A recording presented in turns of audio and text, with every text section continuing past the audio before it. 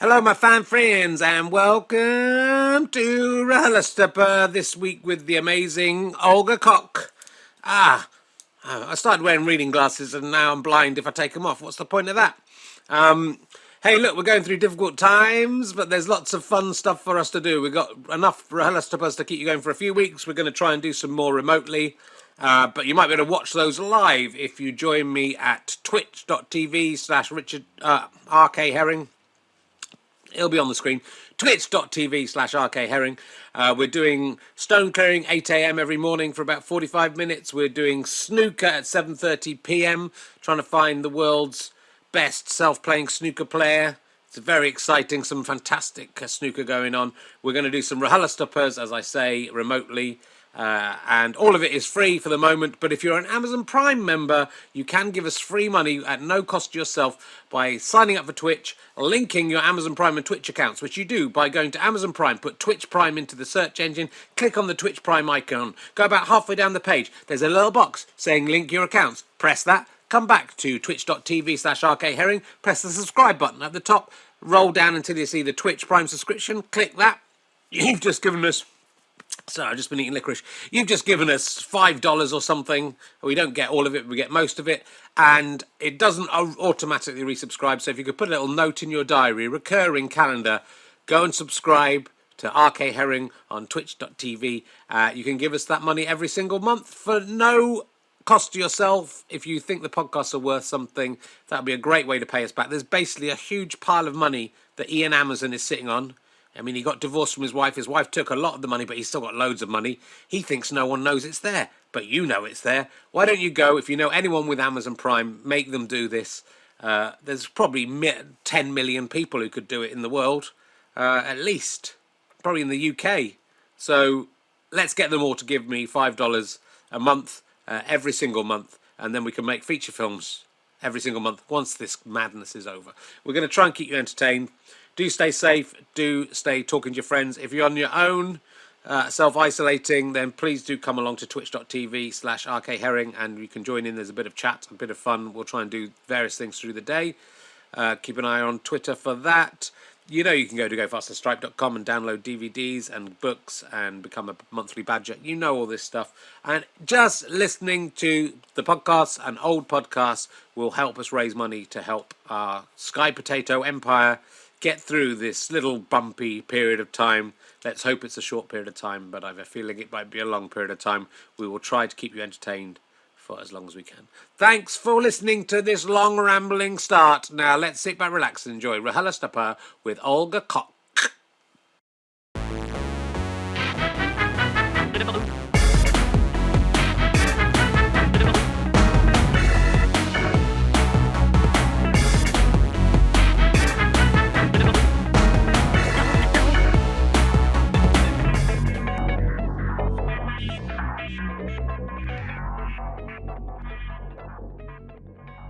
Ladies and gentlemen, welcome to the Cambridge Corn Exchange. You haven't seen me yet, remember. Please welcome a man who is disgusted to return to Cambridge with the most disgusting travelodge in the world in it. It is Richard Herring!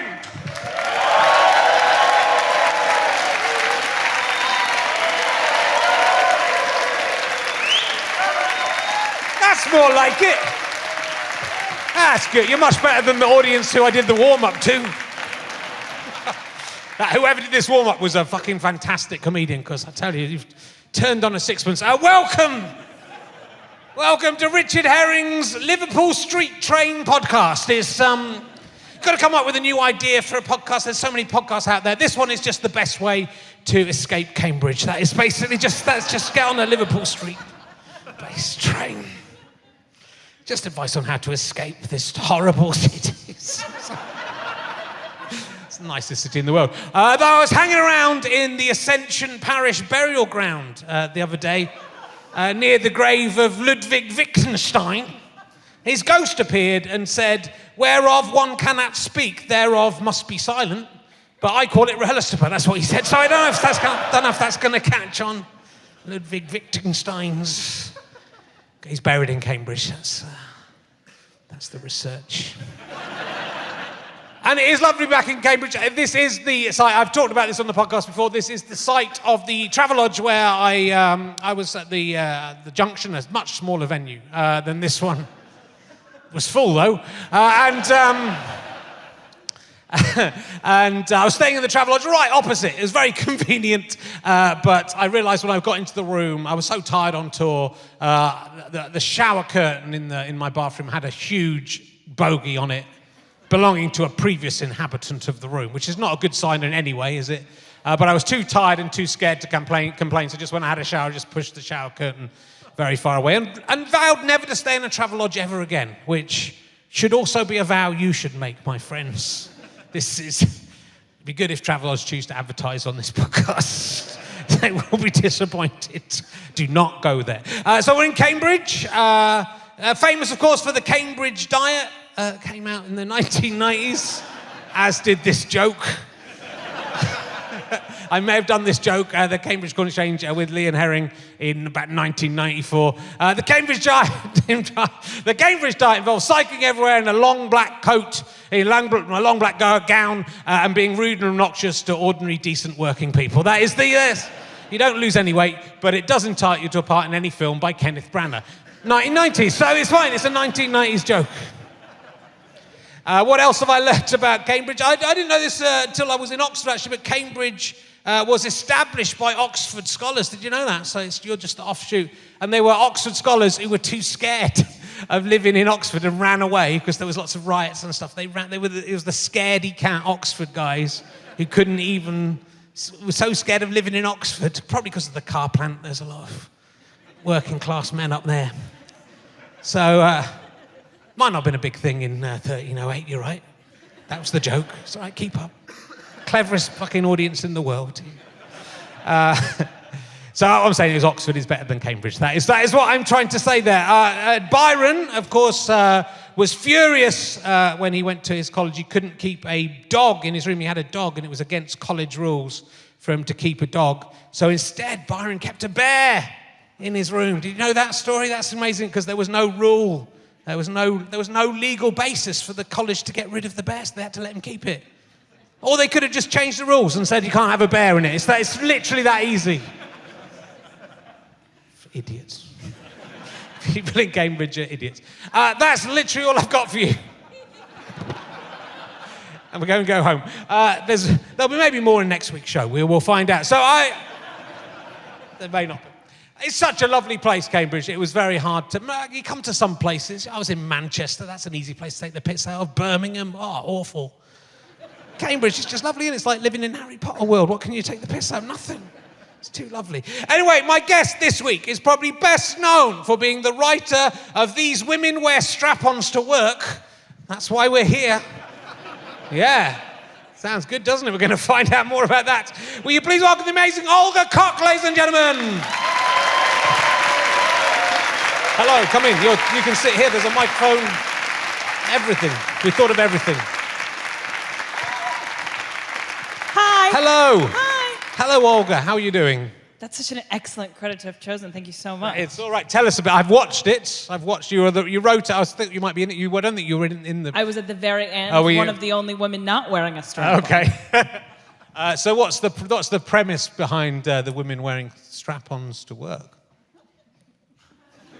I mean, it's pretty straightforward. Basically, the idea is that women aren't getting the respect they deserve at the office, so in order to get the respect they deserve, they just wear strap-ons to work. It's pretty good. I mean, the best part of it was to getting the BBC to buy strap-ons, and then the producer being like, I had to give this to my boss, and it said like hot pink, naturalistic. Whoever had to give the receipts into accounts. Yeah. That would have been.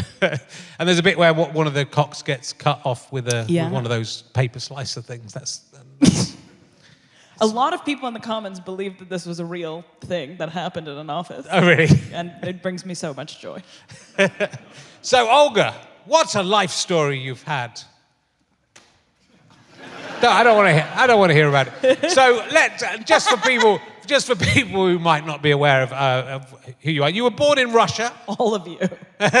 Also, can I just say that Okay, so I was in a final of a comedy competition a couple years ago, and you hosted it, and this is such a beautiful full circle moment for me. I'm so honored. I'm so blessed. Thank you so much. It's okay. It's lovely to have you. You're a fantastic stand-up comedian. And I remember that. I was probably quite drunk and eating pizza. That's all. I would do those. It was the Leicester Square New Act of the Year, right? I remember it. In 2016.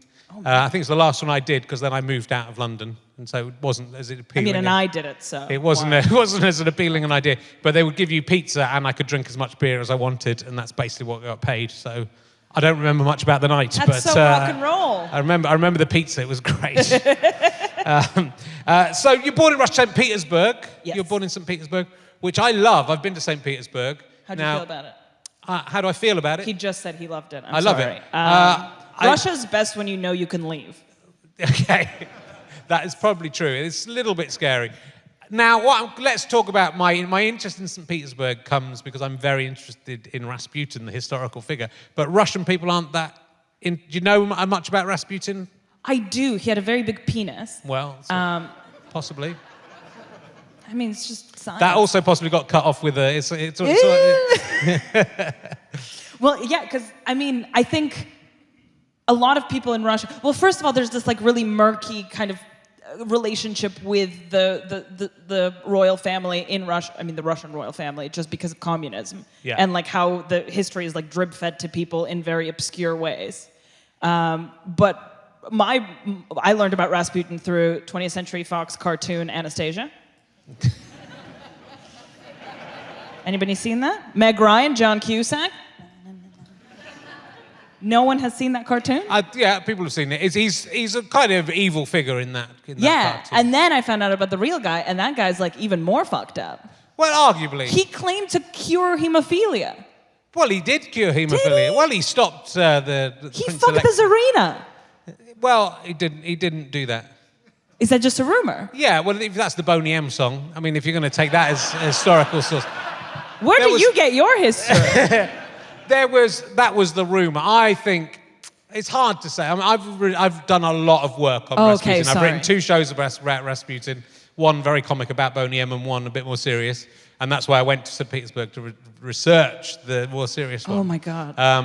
But this feels like a trap. It's no, it's interesting because when a guy showed me around in St. Petersburg and he said not that many people in Russia really know much about Rasputin or care. The royal family have become like icons and saints and stuff, haven't they? So the communists killed all the royal family quite grottily. Yeah. But then one girl survived, and then she sang in the streets. The film Anastasia, unfortunately, has proven not to be as true as one would hope. There was a magic rat. That's a really beguiling story. There's so much myth that comes out of that part of Russian history, which I think is interesting. Which Rasputin becomes part of. None of the stuff that happened that really they talk about Rasputin. Very little of it could logically have happened. But you think he cured hemophilia? Well, I think he did. He definitely did something that stopped the prince having bleeding. Okay. Which might have just been as simple as the doctors were giving him aspirin, which is the wrong thing to do for haemophilia. So if he went in and said, get rid of the doctors, then he wouldn't have taken aspirin, and then it makes you bleed more if you take aspirin. So the doctors got it wrong there. Or he might just have calmed everyone down, or he might be magic. Yeah. But I don't think he is magic. Okay. And his penis... Wait, so it wasn't big? I don't think it was necessarily that big. Wait, where'd that rumor come from? Well, because that's what everyone wants. That's what everyone wants to believe. I mean, he might, he had sex with loads of people, but I don't think he had sex with the Tsarina. But his penis is meant to be on display in one of the museums in St. Petersburg, but it's a sea cucumber, which I doubt was his penis. His autopsy mentions nothing about having his penis cut off. I know a lot about Rasputin. We could talk about him all day, but it's... I feel like my childhood has been ruined. But it's what a beautiful city, and I think it's interesting. I mean, it all kind of fell apart during the war, 1916, and the wealth of the royal family, and also Yusupov, who killed Rasputin. I went to his palace. It was insane, the amount of wealth against the amount of poverty. Yeah. In Russia there, which should be a lesson to us all in the future here, where you have basically billionaires and everyone else has nothing. Eventually it goes a bit wrong for the billionaires. Fingers crossed. I mean, I hope so. Yeah. I hope so. It's just, I feel like every political regime that has ever been thought of has gone to Russia and they just fucked it every single time. Yeah. They were like, try communism, and they're like, we can't. We're just going to do it really, really poorly and kill everyone. And now they're like trying capitalism and they're failing at that too. Yeah. Sorry, I don't like Russia very much. They're doing pretty well at taking over the world and installing their own leaders in each country. Okay, what are we saying? What are we putting as good? Well, from their point of view, that's Putin's doing pretty well from his point of view, isn't he? He's got Trump in, which is his guy. He's got Boris Johnson in, his guy. Boris Johnson, who's not, as we're recording this, is not allowing the report about Russian interference in the Tory party to go out. I know what's in them if anybody wants to tweet me out. But your family is... I mean, we maybe talk about it later, but your family's kind of quite caught up, and your dad was the Deputy Prime Minister of Russia for a little while. That's pretty cool thing to come out with. I mean, it was cool when I was like at university trying to get like hot dudes to sleep with me. Just be like, hey, guess what? They never did. It must work out. I bet Chelsa Clinton gets more than she has earned. I'd give Chelsa Clinton a go. We'd all fuck Chelsa Clinton. We would. So it must have been, hey, my dad's deputy prime... I mean, to be fair, like the deputy prime ministers of the United Kingdom, that was John Prescott for a while, wasn't it? Oh, yeah, my dad's John Prescott. Yeah, I want to be the guy who fucked John Prescott's daughter. So what we maybe talk about, because you did do a show around that as well, but you left, as a teenager, you left Russia because your dad was presumably had fallen out of favour in the... Yeah. He wasn't very popular. And so you lived in England, Surrey, and went to the American... Is that right? It's so weird to have Richard Herring to tell your life story back to you. Yeah. If I get it wrong, do let me know. I doubt I did. I knew everything about Rasputin, so I haven't even been reading about him on Wikipedia today. But you went to America, you studied in America, in New York. Yes, I went to university in America. So because you were in something called the Upright Citizens Brigade, which is... I took classes there. Okay. That is false advertising. Is it? It's like the improv place. Right. But I just took classes there. Is that how you got into... Is that what sort of got you interested in comedy, or were you... Oh, God. I should have really good answers to this, shouldn't I? Yeah. Okay, Probably. Cool, great, fantastic. Especially if you've studied improv. You just make something up.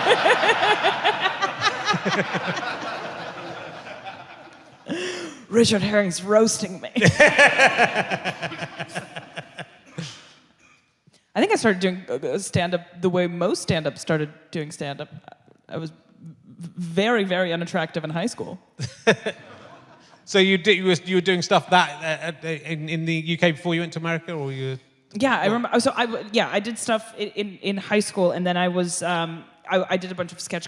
Oh my God, I'm just falling asleep talking about that. I did sketch comedy at university, and then I moved here, and I didn't know anybody, so I started doing stand-up to meet people to do sketch comedy, and then I was like, I'm never sharing the stage with anybody else again. This feels great. I'm going to be a stand-up comedian. Yeah. Well, you're great. There's lots of clips online that people can go and check out, and check out those the video. Check out those clips. Check out the videos of chopping cocks up. That's well worth seeing. It's really, you've got a very confident and strong persona, I would say, for someone who's pretty. You were born in 1992, which makes me feel physically ill.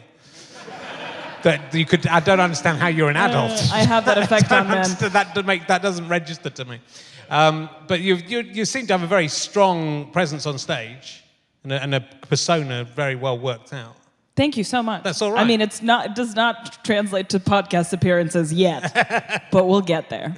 It's all cool. And the other thing I nearly introduced you with, which is awesome and you must watch, is Olga Koch Has Her Cake and Eats It. Oh, yeah. Which is a short film about you making an ex-boyfriend out of cake. And eating him. And then eating him. And then vomiting him out. Yeah.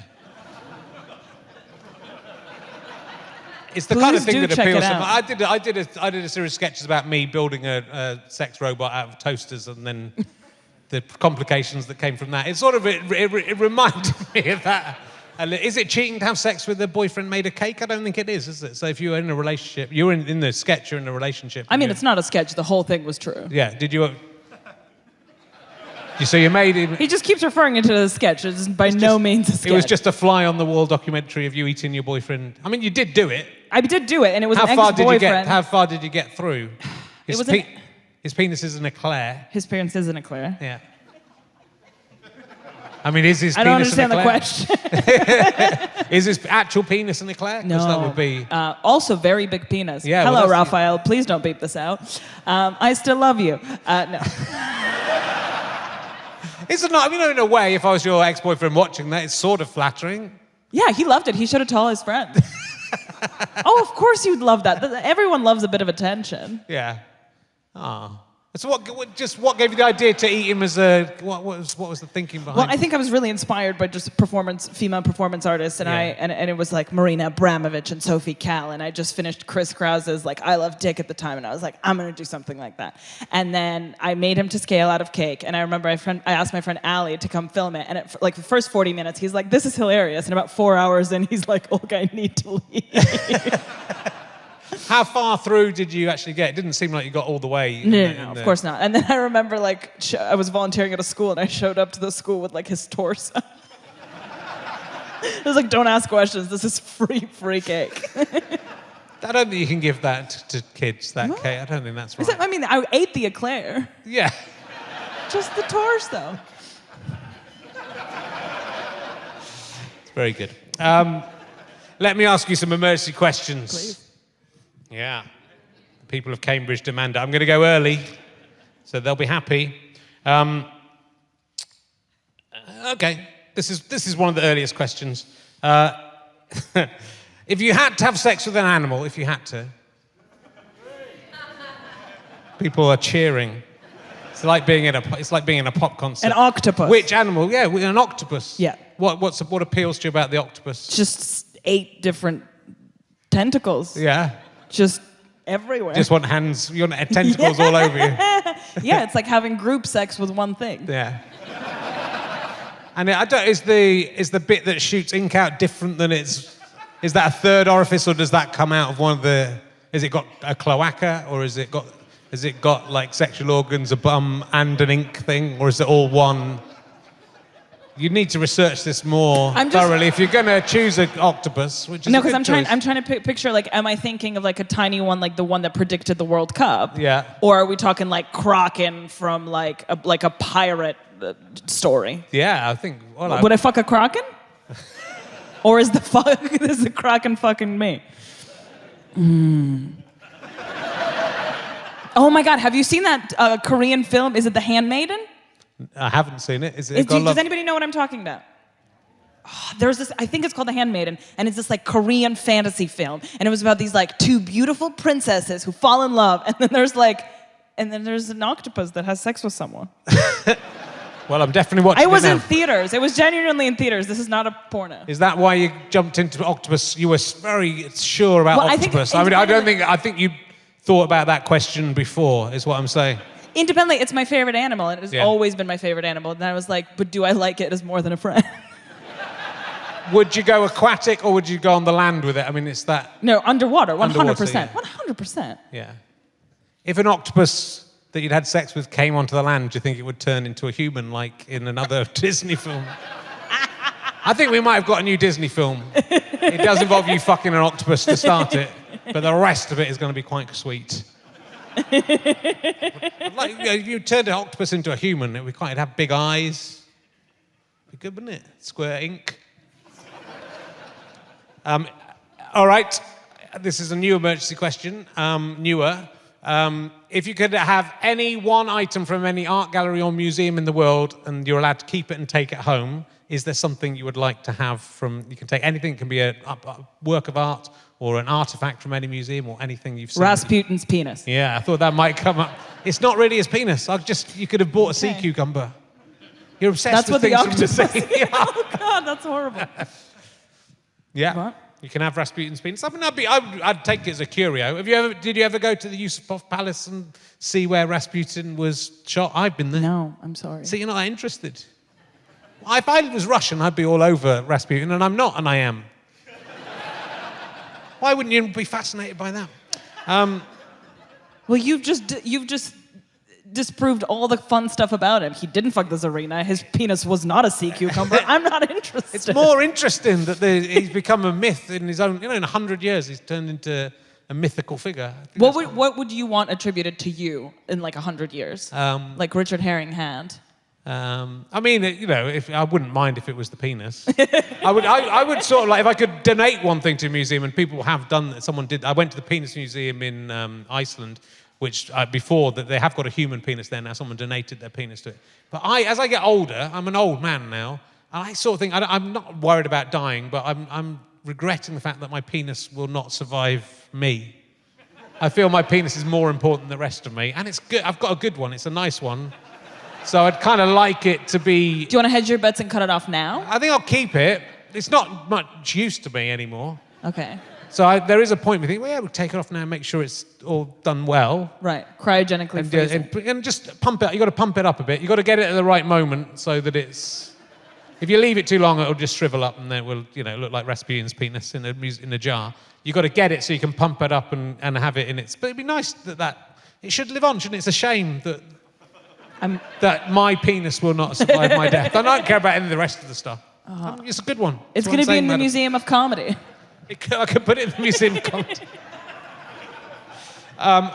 There's a new one about Muppet. There's a new Muppet one in here. I was going to ask you a different Muppet question. Here, I'm sorry that everything's so genital-based, Olga. I don't know. That usually happens with me. Have you heard my last name? Yeah. I've been very classy and not mentioned it, but just asked you about it, everything about it. It must be something to do. If your genitals had to be replaced by the face of one of the Muppets... Operative word being had to. The face would be able to interact and communicate in exactly the same way as the puppet. Which Muppet face would replace your genitals? Please explain your thinking. I mean, I have the worst answer ever. I don't know anything about the Muppets. I can't believe I'm so sorry. I've tried my best to assimilate as much as I can, but there's so much culture that I've missed out on that I'm just like Mr. Blobby, like just trying to consume all of it. I'll let you have so much shorter. I'll let you have Mr. Blobby. I'll count him as a Muppet. All right, fine. My badge will be Mr. Blobby. It'll be quite off-putting for anyone. It wouldn't look that different, am I right? Do you know, because you learn English by listening to watching The Simpsons and Friends. Is that correct? That's what I read somewhere. It was Friends, and then I know nothing about The Simpsons either. Oh, this really? is Okay. horrible. This is, more of a Family Guy girl. So you were learning English. You didn't just learn. You don't start everyone. Could you be any more annoying? It's not like that.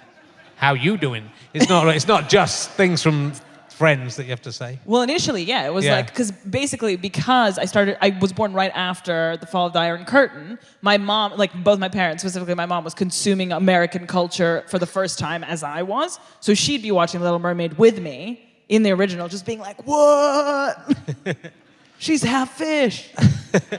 But it's fascinating that change, and you presumably can remember because advertising came in and things like McDonald's was coming in, wasn't it? Oh my God, a crazy thing about McDonald's is they would line up to go to the first ever McDonald's, which was in Moscow, and then they saved all the cups and the straws and washed them and put them in their drawers. Right.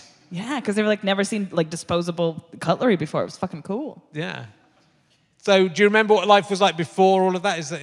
Oh, I was born right after. So yeah. I was the first kid in Russia to use a diaper. Right.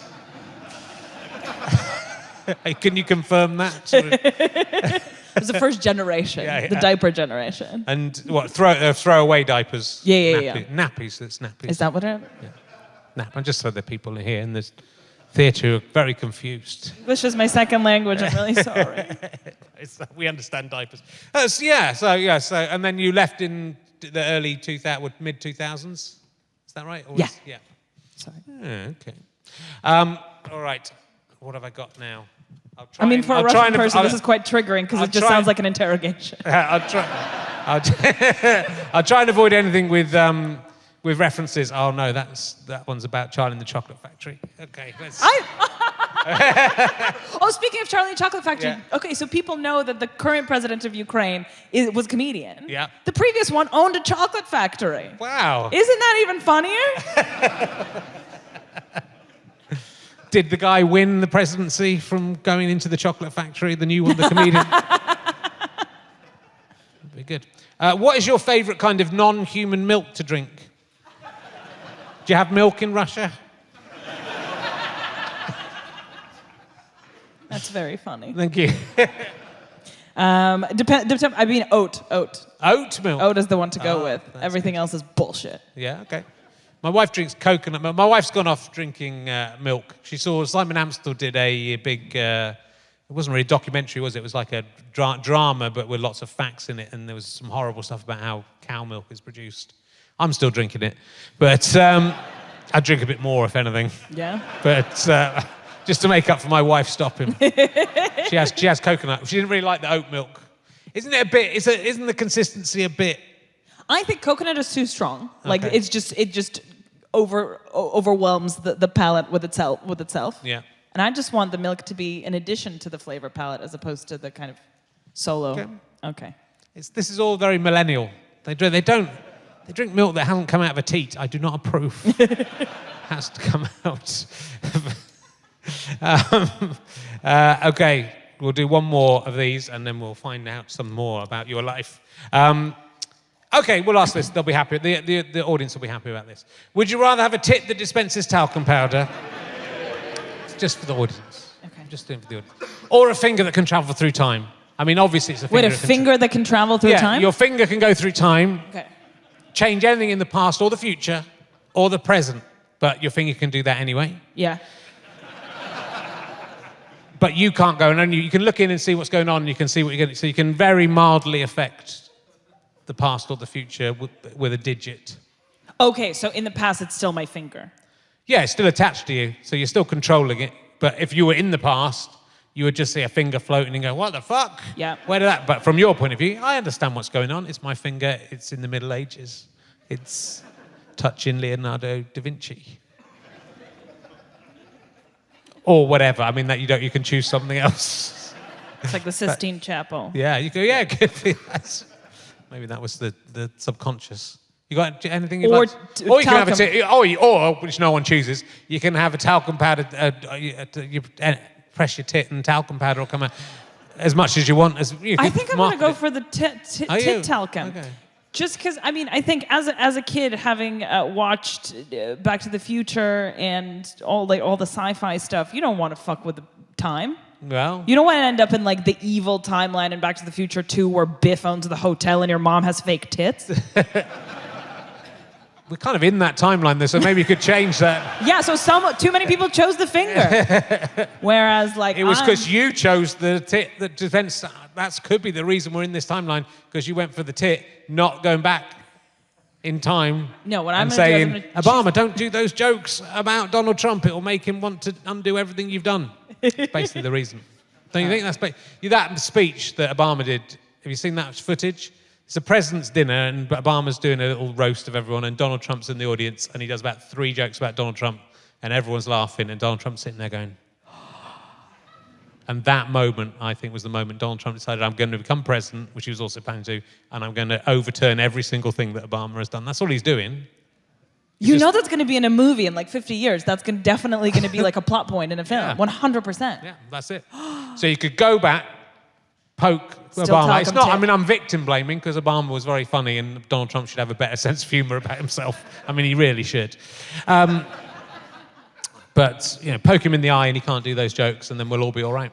That was the moment. That's what destroyed Western civilization. But watch what Mike Dick can do. So you're doing, you're part of a little gang of newer comedians doing little films with the BBC, like the ones we mentioned. There's another Monopoly for Millennials, which is lots of fun to watch. Oh, thank you. Yeah. So do you feel that? Do you feel there's like a new wave of? There's a lot of comedians I recognise in all the old films, really. The newer people. I just have are very you few working friends. together? I just don't have any friends. I suppose I feel like that's kind of every graduating class of comedians just kind of sticks together. Yeah. Because it's terrifying otherwise. And what are you trying to do bigger things than writing these little things, or are you working on anything else in writing terms? Because you're obviously a good writer. Am I? Yes. Oh my God. This is really stressful. You wouldn't be on it if you wouldn't be on it if you weren't good, or unless you were really bad and just brought you in to get everyone to laugh at you, which it might be that. No, it's not that one. You're doing really fantastic work, and I wondered what, because it's actually quite difficult. I think most comedians who've broken through are like 35, 40 now. When in my day, you could be 25 and get your own TV show with a bit of luck. But now it feels like it's a lot longer journey to get to that stage. Maybe I could get my own podcast. Well, you could do that now, and you probably have done it now. But you can do a podcast. That's the reason I'm doing podcasts, because no one else will employ me. And it's fine. It's worked out okay. This is a fucking institution. I know, it's worked out okay. But that's... yeah, I couldn't a third fill a theatre in Cambridge. Which is a lot better than I could do when I was on telly, so that's fine. It's the dead medium. But is it something you're working towards, or you just... Yeah, I think my career ambition is to one day perform at Cambridge Junction on Saturday, February 22nd with my tour show. Hooray! Please come. You must come. It's fantastic shows. Thank you. You throw me off for a second. See, even I can crumble under the intense pressure of this podcast. I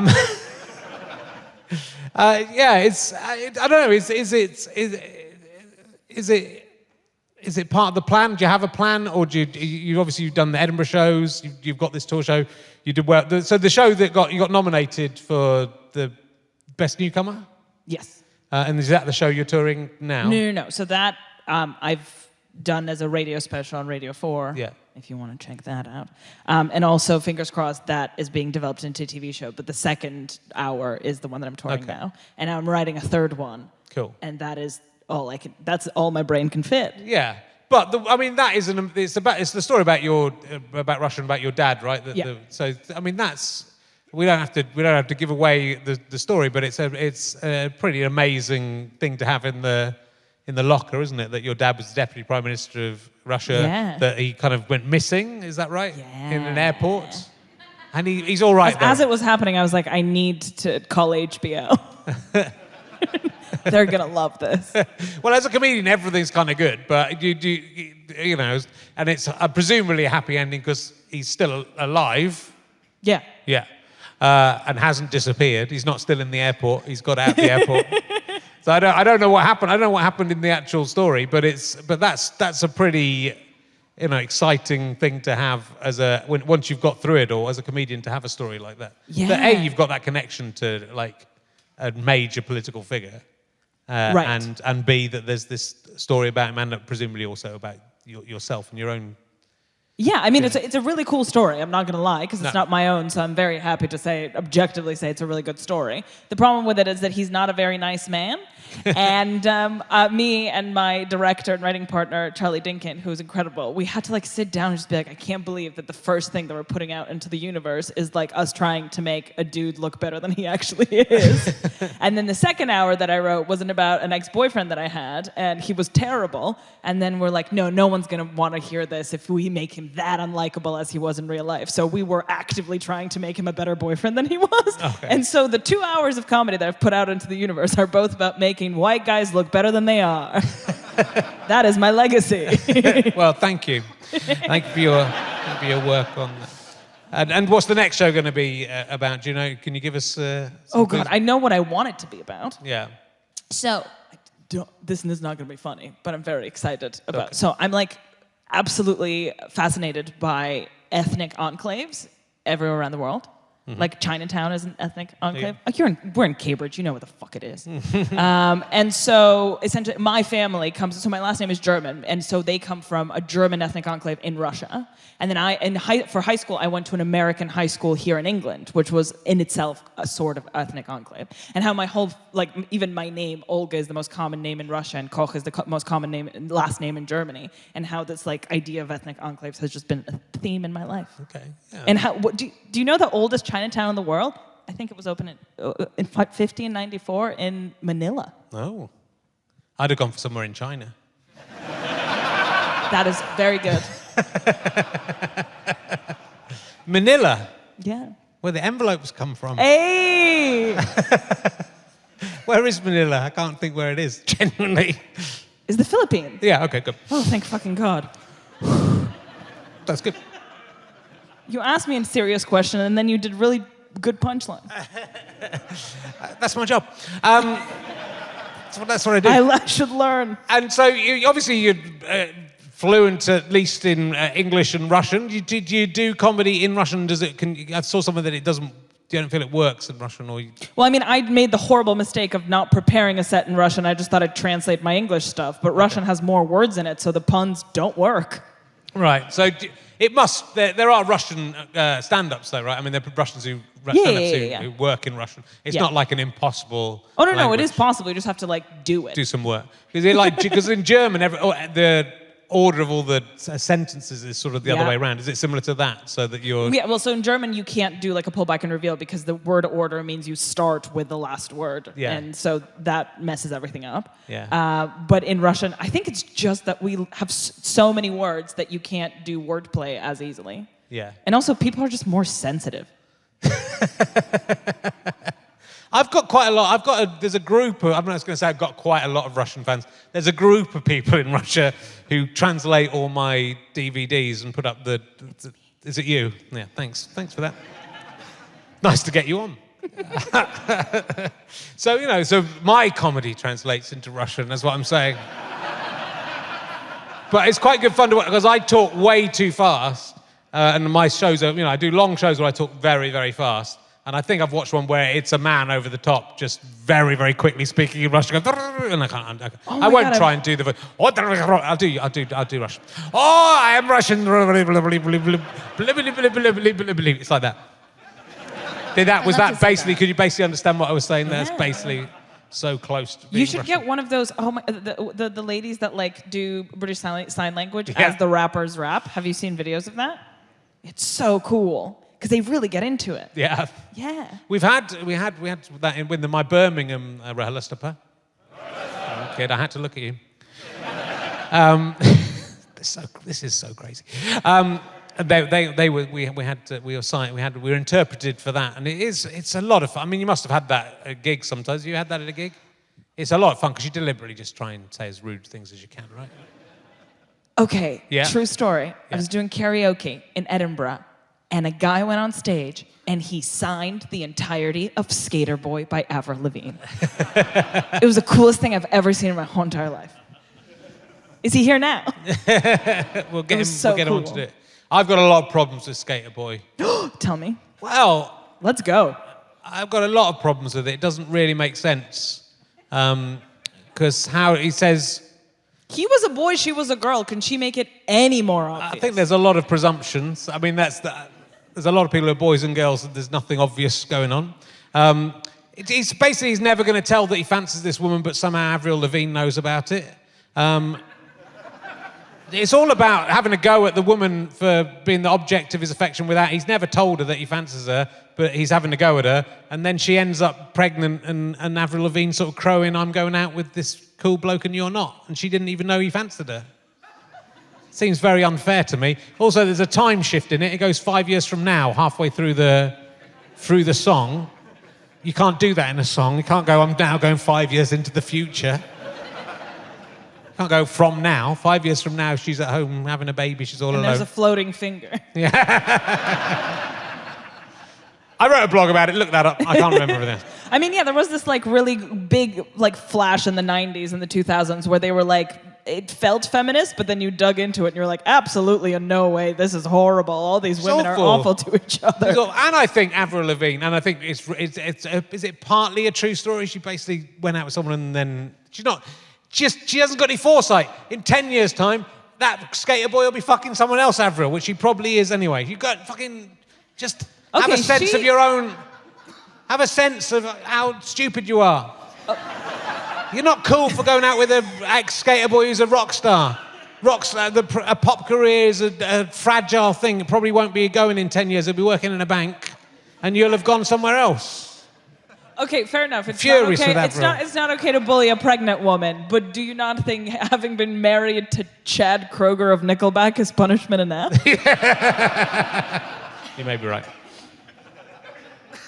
Anyway, we'll leave that behind. She married him after everybody was like, Nickelback is a bad band. That's horrible. That's like, I don't know, applying to Lehman Brothers for a job. You studied computer science. I should have put this at the start because my crowd would have gone wild, right? There's a lot of very excited men who work in IT out there now, knowing that a one woman has entered their world. Oh, man. What did you learn when you were studying computer science? That men are sexist and I don't want to hang out with them. It's only the kind of guys who choose that kind of living, to be fair, who are, are my bread and butter. I'm not going to knock them too much, but they're awful people, these people. Thanks for coming to the show and all the years of support. But try and be less sexist. So if you were less sexist, more women would work with you and you wouldn't be so sad.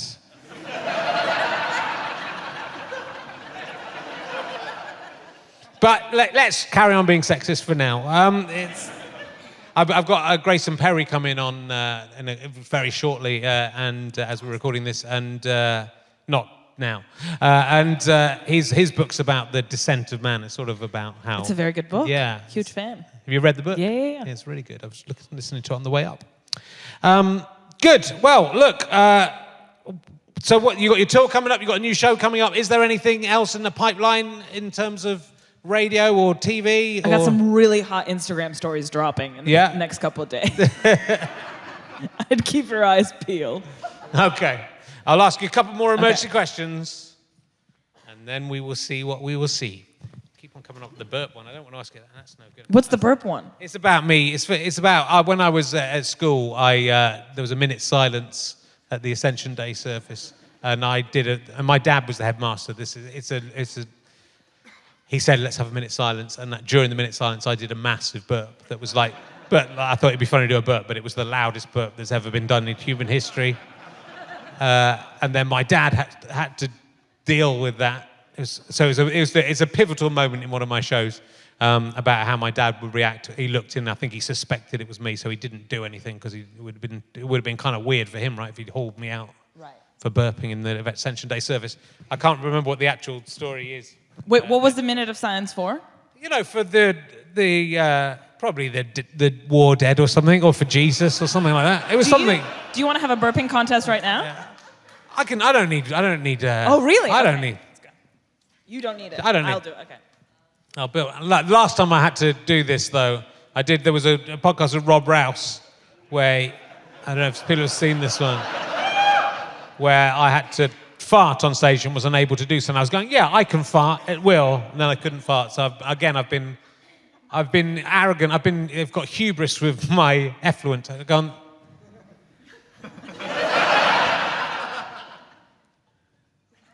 Fucking hell, it's not. Go ahead. I was suppressing so many while he was talking, and now. Do you want. No water. That was me, people at home.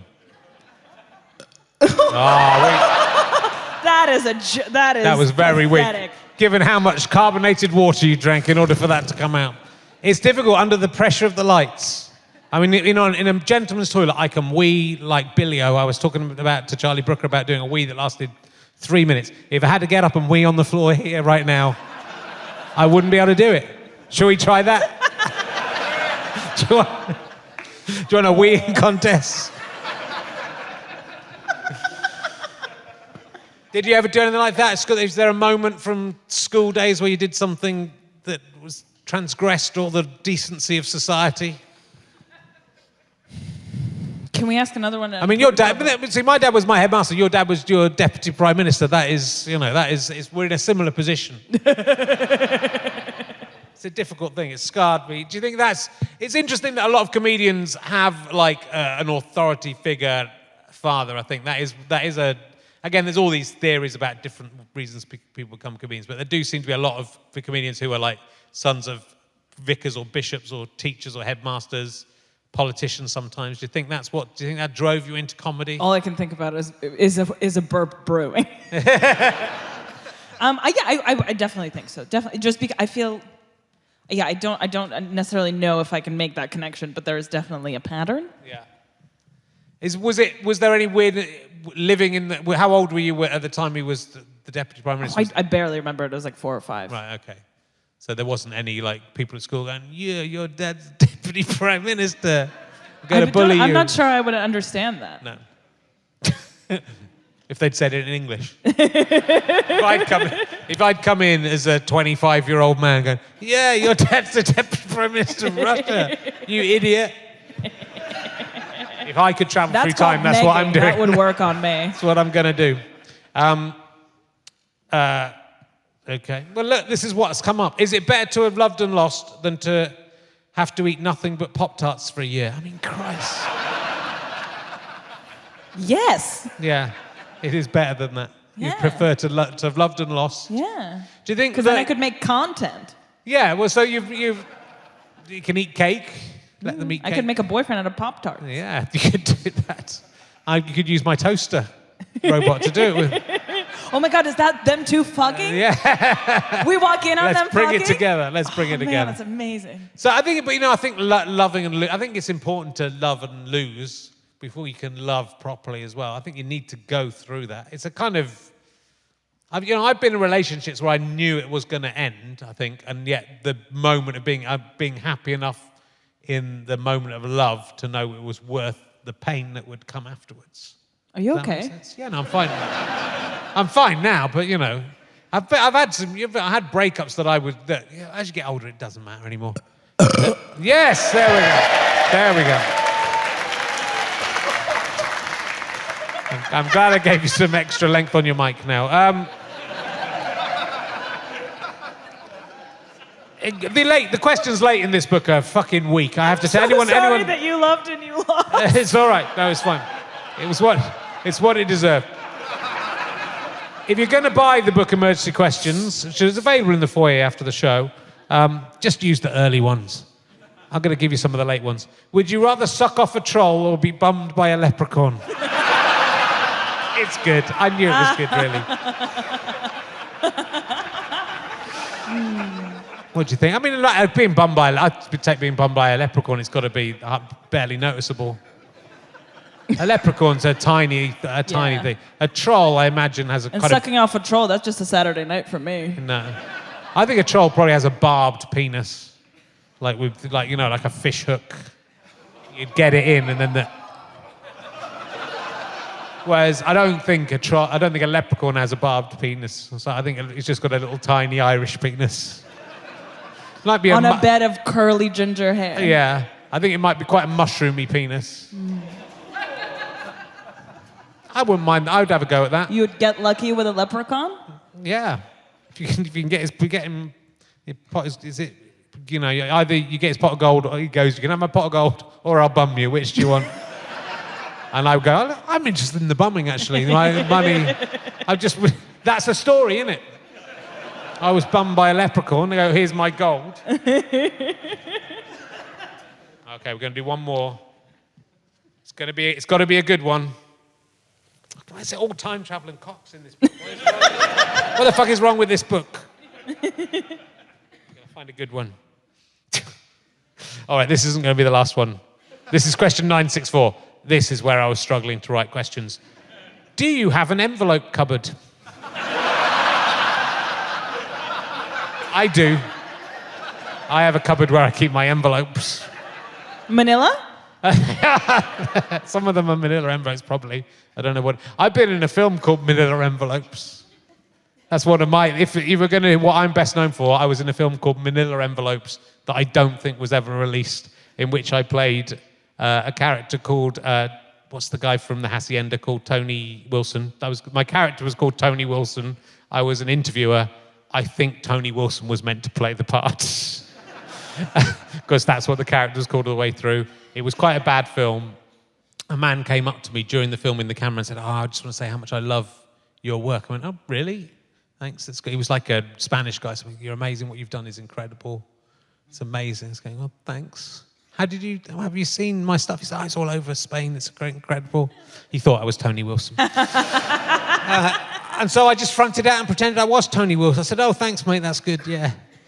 Bez is great.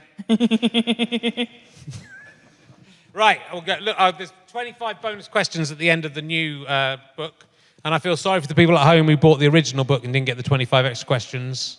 Hey, look, there's a whole thing, a section here that is just for you.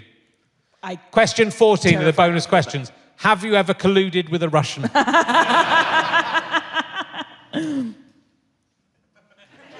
You're not allowed to say.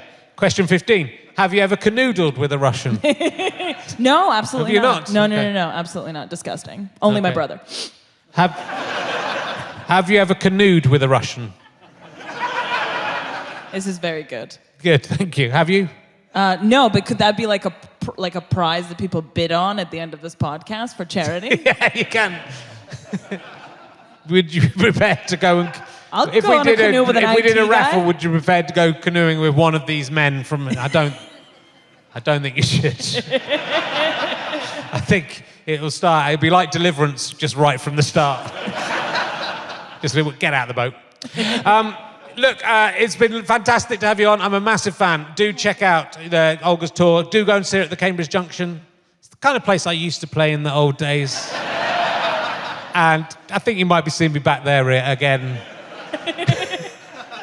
There's the Cambridge Corn Exchange. People are mentally ill and are happy with what's gone on tonight.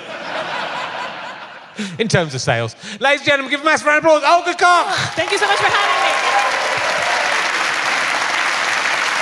Go and have a drink and a wee, and we'll see you in a bit. Thank you.